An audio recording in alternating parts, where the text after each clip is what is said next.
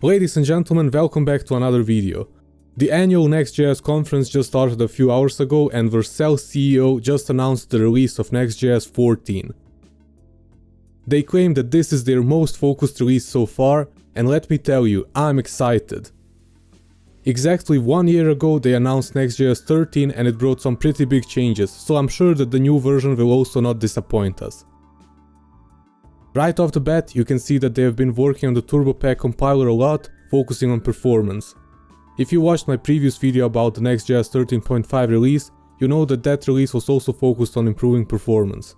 Next.js 14 still uses Webpack by default, however it's much faster now than it used to be 1 year ago.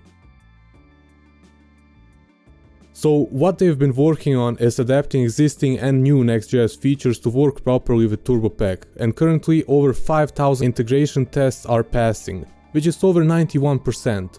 This means that we will see Turbopack become the default potentially in the next few minor releases. You can still switch to Turbopack manually if you want at your own risk.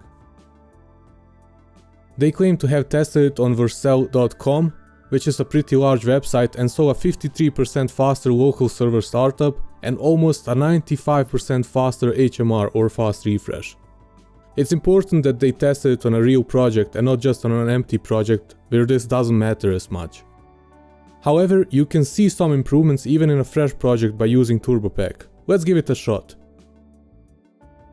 If I start a Next.js 14 project in development mode with Webpack, you can see that it takes about 3 seconds to get going. Let's open the package.json file and add --turbo after next-dev to enable Turbopack manually. If I start the project now, you can see that it starts in about 700 milliseconds, which is a fraction of the Webpack's time. As I said, it might not seem like a big deal here, but trust me, in big projects this is going to be very noticeable. The next point that I want to talk about are server actions. This is a feature that's finally stable in this release. As an effort to improve the developer experience, the team behind Next.js wanted to provide an alternative to manually creating API routes in Next.js. This allows you to create a function directly in a component that's going to run on the server. It can be used for caching, revalidating, redirecting, and more in a single network round trip. Personally, I'm still a little bit skeptical about server actions, so I still need to test them out properly. The next improvement is called partial pre-rendering. Keep in mind, this is still in preview mode, but it's being worked on actively. Partial pre-rendering is something that they have researched for a long time, and at its core is a compiler optimization built on top of React suspense, where this suspense fallback will be pre-rendered. This is going to make the initial static response much faster, which leads to all sorts of benefits, from UX to SEO improvements. From the conference keynote, they made it pretty obvious that they were listening to developer feedback, and they acknowledged that while some Next.js features are indeed powerful, they also tend to be complicated at the same time.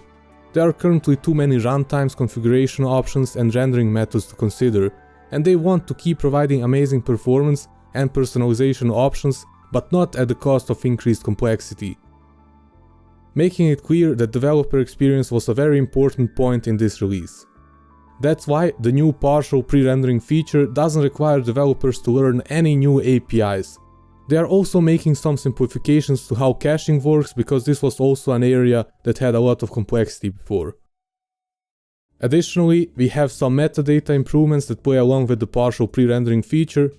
Basically, they had to make most of the metadata non-blocking, so it doesn't prevent the initial static response from being pre-rendered. Last but not least, they've made a completely new Next.js Learn course, which is free and will teach you all of the existing and new Next.js features on practical examples. I think it's great to see that they are putting so much effort into helping new developers understand the framework. Finally, we have some breaking changes and deprecations that you might want to look into if you are upgrading an existing project. I think the most important thing to mention here is that the minimum required node version was bumped up to 18.17, so if you are running into weird errors like this when you try to start a Next.js 14 project, you will need to update your node version. I'd love to hear your thoughts about this new release. Let me know what you think in the comments below.